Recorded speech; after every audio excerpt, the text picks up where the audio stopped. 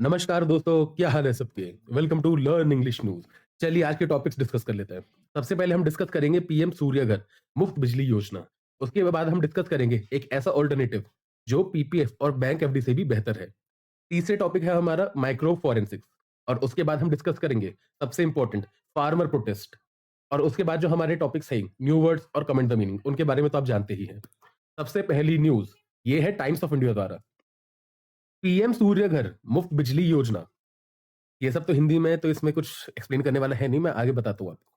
तो ये जो मुफ्त बिजली योजना है, ये क्या है? ये एक रूफटॉप सोलर स्कीम है। देखिए, यहाँ पे 3 वर्ड सबसे इंपॉर्टेंट, रूफटॉप सोलर स्कीम। तो रूफटॉप का मतलब होता है छत, ठीक है? छत के ऊपर। जैसे हम बचपन में नहाते थे या बारिश आती थी तो खेलते थे, राइट? तो कहाँ खेलते थे? छत के ऊपर। तो दैट इज़ अ रूफटॉप, ठीक है? तो रूफटॉप का मतलब होता है छत के ऊपर। सोलर का मतलब होता है सोलर पैनल्स लगाना, ठीक है? सोलर पैनल्स लगाना किस पे? छत के ऊपर। ये क्या है? स्कीम है। तो स्कीम क्या है? छत के ऊपर सोलर पैनल्स लगाने की स्कीम है। The scheme seeks to illuminate 1 crore households by offering up to 300 units of free electricity monthly. यानी ये जो स्कीम है, इसके थ्रू क्या किया जाएगा? इल्यूमिनेट किया जाएगा। इल्यूमिनेट का मतलब होता है रोशनी करना या रोशनी पहुंचाना, ठीक है? तो कहाँ पे रोशनी पहुंचाई जाएगी? 1 करोड़ हाउसहोल्ड्स में। हाउसहोल्ड्स का मतलब होता है घराना या घर। तो 1 करोड़ घरों तक बिजली या रोशनी पहुंचाई जाएगी। कैसे पहुंचाई जाएगी? By offering up to 300 units of free electricity per month. यानी इन 1 करोड़ घरों को 300 यूनिट की मुफ्त बिजली प्रोवाइड करवाई जाएगी। This scheme aims to increase income, reduce power bills and generate employment opportunities for people. ये जो स्कीम है, इसका उद्देश्य, एम का मतलब होता है उद्देश्य। इसका उद्देश्य क्या है? टू इंक्रीज इनकम, यानी आमदनी बढ़ाना, लोगों की आमदनी बढ़ाना। दूसरा है रिड्यूस पावर बिल्स, ठीक है? पावर का मतलब यहाँ पे हुआ बिजली, ठीक है? बिजली की जो बिल्स आते हैं हमारे, इलेक्ट्रिसिटी के जो बिल्स आते हैं, उनका रिडक्शन करना, उनमें बढ़ोतरी की जगह कम करना, ठीक है? बढ़ोतरी का उल्टा गिरौतरी, पता नहीं, वो आप देख लेना क्या होता है। ठीक है? बेसिकली जो पावर बिल्स, हमारे जो बिजली के बिल है, उनको कम करना। तीसरा है हमारा जनरेट एम्प्लॉयमेंट अपॉर्चुनिटीज। अब आप खुद सोचिए, अगर सोलर पैनल्स लगेंगे घर घर में, ठीक है? तो ऐसा तो है नहीं मोदी जी खुद आके लगाएंगे। इसके टेंडर निकलेंगे, लोगों को जॉब्स मिलेंगी। अगर जॉब मिलेगी तो क्या होगा? एम्प्लॉयमेंट जनरेट होगा, रोजगार जनरेट होगा, तो अनएम्प्लॉयमेंट कम होगा, ठीक है? तो अनएम्प्लॉयमेंट कम होगा तो अपॉर्चुनिटीज बढ़ेंगी। नेक्स्ट न्यूज पे चलते हैं। ये हमें लाइव मिंट के थ्रू मिला है। PPF bank every investor should consider investing in SGB. PPF यानी public provident fund, bank FD के जो इन्वेस्टर है, यानी उनमें जो पैसा निवेश करते हैं, उनको क्या करना चाहिए? Consider investing in SGB. यानी एसजीबी के अंदर जो है इन्वेस्टमेंट करने का सोचना चाहिए। कंसिडर मतलब उसके बारे में विचार करना चाहिए, ठीक है? पहले डिस्कस करते हैं पीपीएफ क्या होता है। पीपीएफ का फुल फॉर्म होता है पब्लिक प्रोविडेंट फंड। यानी इसके अंदर आपको बेसिकली पैसा निवेश करना होता है या पैसा डालना होता है। अपनी जॉब कर रहे हो, आपको मंथली सैलरी आ रही है, राइट? सैलरी में से थोड़ा सा अंश जो है आप पीपीएफ में डाल देते हो, जो ओवर द टाइम जमा होते जाता है और काफी बड़ा अमाउंट बन जाता है, ठीक है? अब इसका ये फायदा होता है, यहाँ पे अच्छा खासा रिटर्न मिलता है और बहुत सेफ होता है। यहाँ पे गवर्नमेंट आपकी गारंटी लेती है और आपको अच्छा खासा, मतलब कितना, 8.5-9% तक शायद मिल जाता है। वो आप चेक कर लेना जब आप इन्वेस्ट करो। मैं कोई इन्वेस्टमेंट वाला बंदा तो हूँ नहीं, ठीक है? तो पीपीएफ हो गया ये। इसके अंदर मैच्योरिटी पीरियड कितना होता है आपका? 15 साल का। मैच्योरिटी का मतलब होता है कि इसके बाद आप बिना किसी इश्यू के या बिना किसी दिक्कत के पैसे निकाल सकते हो, तो वो आपकी मैच्योरिटी हो जाती है, ठीक है? ये आपका जो इंश्योरेंस पॉलिसी में भी मैच्योरिटी का टर्म होता है, ठीक है? तो ये हो गया आपका पीपीएफ। नेक्स्ट है आपका बैंक एफडी। बैंक एफडी तो आपको पता ही होगा, ठीक है? फिक्स डिपॉजिट कहते हैं एफडी का मतलब। तो एफडी आप अपने पापा से पूछना, उनको, वो तो मतलब फैन ही होंगे, मतलब हमारे से पहले वाली जो जनरेशन थी, वो तो भाई साहब फैन थी एफडी की। क्योंकि उनके टाइम पे इंटरेस्ट रेट भी बहुत ज्यादा था और उस टाइम पे और कोई अच्छा ऑप्शन भी नहीं थे। स्टॉक मार्केट में बहुत ज्यादा स्कैम्स हो रहे थे, राइट? और रियल एस्टेट वगैरह आपको पता ही है, होता रहता है कुछ ना कुछ। तो इस वजह से वो एफडी में बहुत ज्यादा मानते थे, चाहे थोड़ा कम मिल जाए बट सेफ रहता है, ठीक है? तो बैंक एफडी जो काफी सेफ रहती है, इस वजह से वो माना जाता था। तो इसके अलावा एक ऑल्टरनेटिव है एसजीबी। एसजीबी का फुल फॉर्म होता है sovereign gold bond. SOVEREIGN, sovereign, ठीक है? सॉवरेन का मतलब होता है सरकारी। तो यहाँ पे सरकारी गोल्ड बॉन्ड मिलेंगे आपको। गोल्ड तो आपको पता ही है, सोना। और बॉन्ड, बॉन्ड का मतलब एक कॉन्ट्रैक्ट होता है जिसके अंदर कुछ टर्म होती है, ठीक है? जिसके अंदर कुछ लिखा जाता है कि हम इतने टाइम बाद इतना आपको पैसा देंगे। फॉर एग्जाम्पल, मैं एसजीबी का एग्जाम्पल ले लेता हूँ। सपोज आज जो है 4,000 का सोना है, ठीक है? आपने एसजीबी ले लिया 4,000 का, ठीक है? तो एसजीबी ले लिया आपने 4,000 का। अब क्या होगा? अब सोने का भाव तो समय के साथ बढ़ता जाएगा, ठीक है? तो जैसे-जैसे समय के साथ बढ़ेगा, तो गवर्नमेंट क्या करेगी, जो भी तय तय अमाउंट होगा, कि सपोज जो है 10 साल बाद आप बेच रहे हो, तब 4,000 जो है 12,000 का हो गया। तो आपसे वो 12,000 में ये वादा कर रही है कि मैं आपसे जो भी उस वक्त दाम होगा मैं आपसे ले लूंगा। तो ये होता है bond. Bond is basically a promise कि मैं आपको इतना पैसा वापस करने का प्रॉमिस करता हूं। तो SGBs are like buying gold but not in physical form. तो एसजीबी में बेसिकली क्या होता है कि सॉवरेन गोल्ड बॉन्ड में आप एक कागज का टुकड़ा ले रहे हो सरकार से। क्यों ले रहे हो? इसमें सरकार आपसे वादा कर रही है कि भाई जो भी आपका गोल्ड के बदले अप्रिसिएशन होगा, कैपिटल अप्रिसिएशन मतलब जो पैसों की बढ़ोतरी होगी, जैसे मैंने आपको अभी एग्जांपल में बताया कि 4,000 का गोल्ड 12,000 का हो गया, तो उसमें क्या होगा, कैपिटल अप्रिशिएट हुई। अप्रिशिएट मतलब बढ़ावा।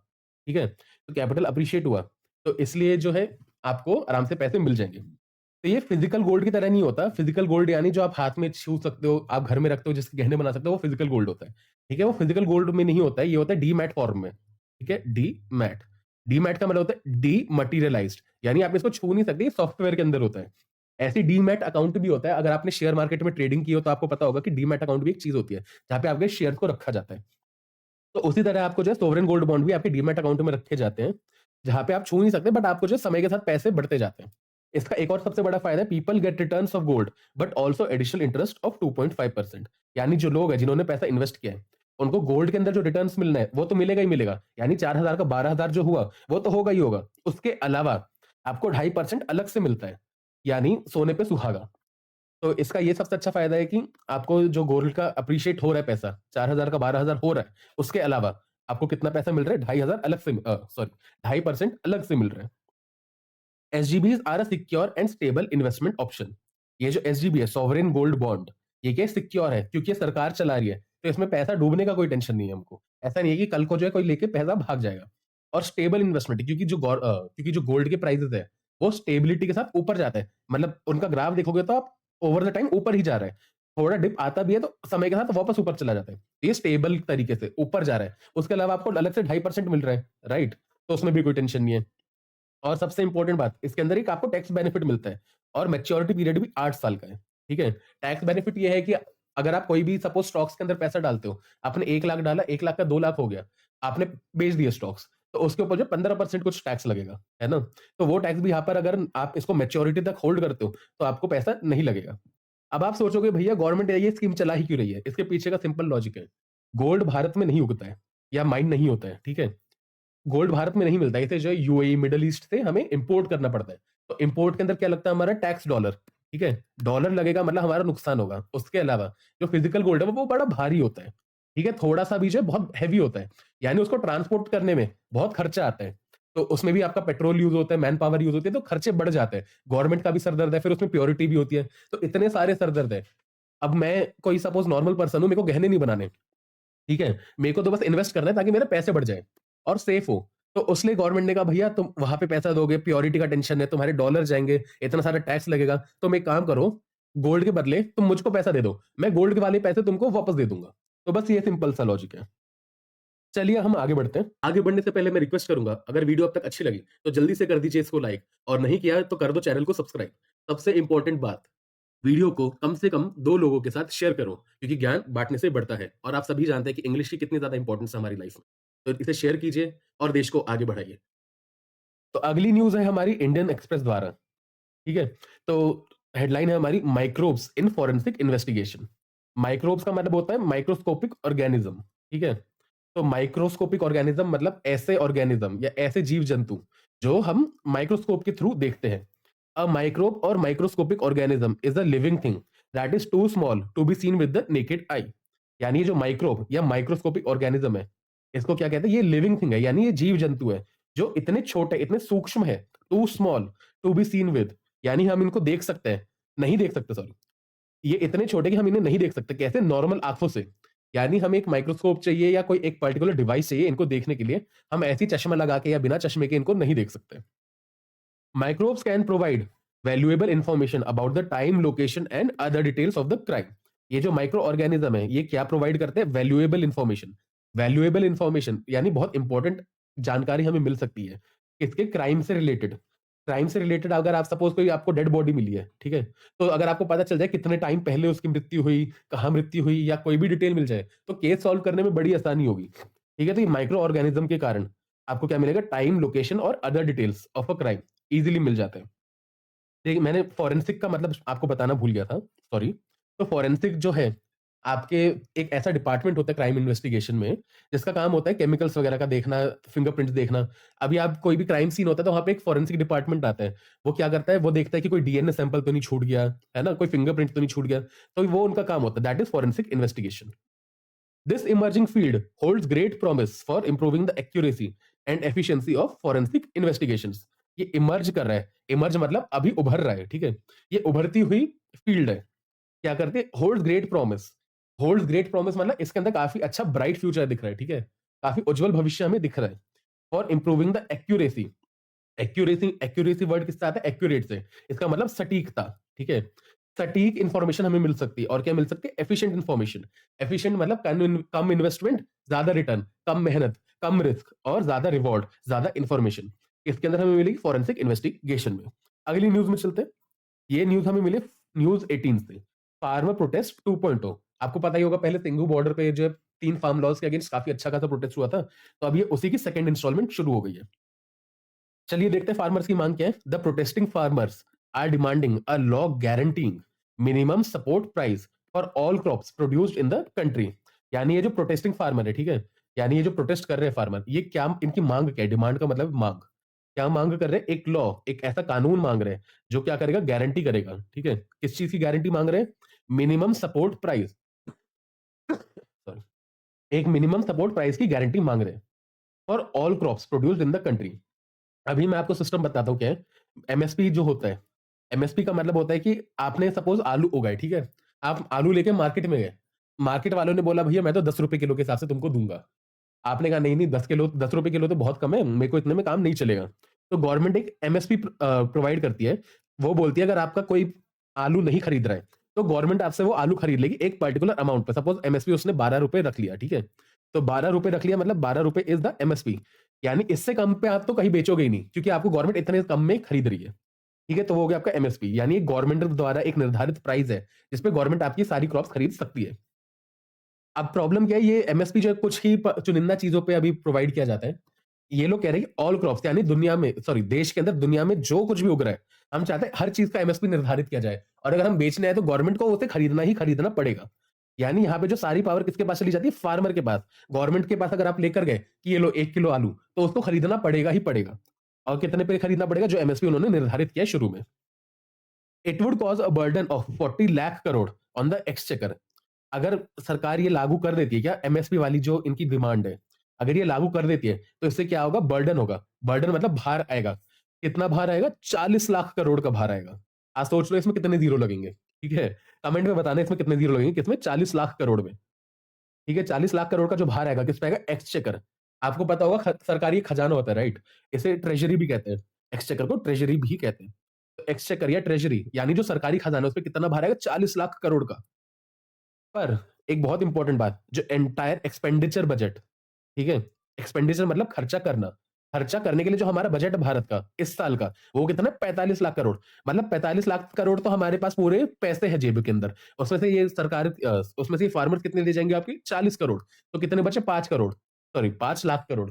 इसके अंदर आपका डिफेंस का भी खर्चा होगा, ठीक है? इसके अंदर दुनिया भर की योजनाएं चल रही है, रेलवे चल रही है, सरकारी सैलरीज जानी है, इतना सारा खर्चा कर रहे हैं। लेकिन भाई साहब नहीं, फार्मर्स को आप पहले 40 करोड़ दो, 40 लाख करोड़ दो, बाकी सब में आप काम चलाओ। ऐसा उनकी डिमांड है। ये मैं नहीं कह रहा हूं, ये उनकी डिमांड है, जिसकी वजह से इन्होंने अब शंभू बॉर्डर पे सारा ब्लॉकेज कर रखा है। दिल्ली की तरफ ये लोग आ रहे हैं। This would put India's third largest economy target for next 5 years into serious jeopardy. देखिए आपको पता है ये भारत अभी फोर्थ लार्जेस्ट है ना, हमने इंग्लैंड को अभी पीछे छोड़ा था, तो उसके बाद हम क्या फोर्थ लार्जेस्ट इकोनॉमी बन चुके हैं। अब हम जो थर्ड लार्जेस्ट बनना चाहते हैं। हमारे आगे अभी करंटली जापान है, ठीक है? जापान को पीछे छोड़ के हम थर्ड लार्जेस्ट बनना चाहते हैं। पर ये हम अगले 5 साल में बनना चाहते हैं, ठीक है, नेक्स्ट 5 years में। ये क्या कर देगा अगर हम ये इस चीज को लागू कर देते हैं? तो ये सीरियस जेपरेडी में डाल देगा हमारे टारगेट को। जेपरेडी का मतलब होता है दुविधा, बड़ी प्रॉब्लम में, ठीक है? करे तो करे क्या, बोले तो बोले क्या। जेपरेडी में डाल देगा, यानी बहुत बड़ी प्रॉब्लम हो जाएगी किसको? हमारे टारगेट को, जो हम था इंडिया को थर्ड लार्जेस्ट इकोनॉमी बनाने का।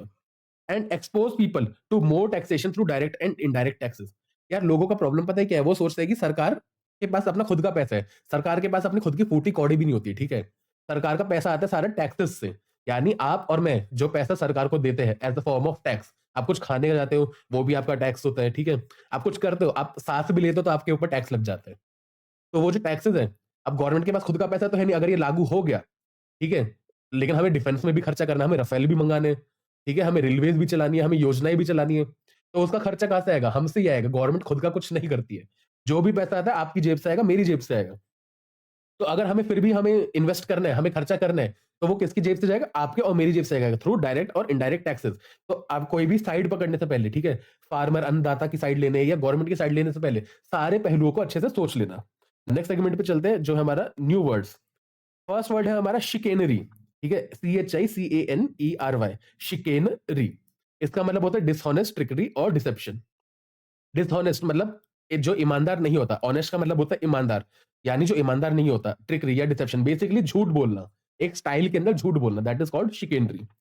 सोफिस्ट्री, SOPHISTRY, sophistry, the use of clever but fallacious argument. ये मैं एग्जांपल ले रहा हूँ, ऐसा रियल में नहीं है, ठीक है? मैं पहले ही क्लियर कर देता हूँ, पता चले केस हो गया मेरे ऊपर। फॉर एग्जाम्पल, शशि थरूर जी बहुत स्मार्ट है, ठीक है?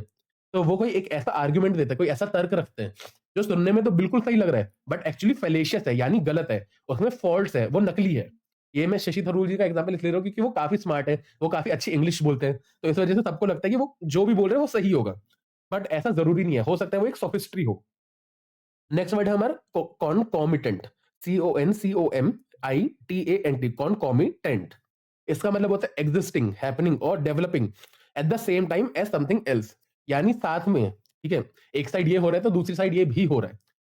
फॉर एग्जाम्पल, अगर एक साइड में अभी हमने पढ़ा कि फार्मर प्रोटेस्ट चल रहे हैं, राइट? अगर फार्मर प्रोटेस्ट के कारण वो एमएसपी वाला लॉ लागू हो गया, ठीक है? एक साइड पे आपका एमएसपी वाला लॉ लागू होगा, दूसरी साइड हमारी इकोनॉमी नीचे जाएगी, ठीक है? दोनों कंडीशन क्या होंगी? कॉमिटेंट हो जाएंगी। नेक्स्ट सेगमेंट है हमारा कमेंट द मीनिंग। तो आज हमने एक वर्ड सीखा था जिसका मीनिंग है to shine light on something और to decorate something with lights. इन चारों में से वो कौन सा वर्ड है? बर्डन, रूफटॉप, इन्वेस्टमेंट या इल्यूमिनेट। इन चारों वर्ड्स को आज हमने सीखा। इन सब में से ये ऊपर जो हमने सेंटेंस सुना, क्या है sentence? To shine light on something और to decorate something with lights. इनमें से किसका मीनिंग है? नीचे आप कमेंट्स में हमें बता सकते हैं। Thank you for watching this video till the end. मिलते हैं आपसे कल।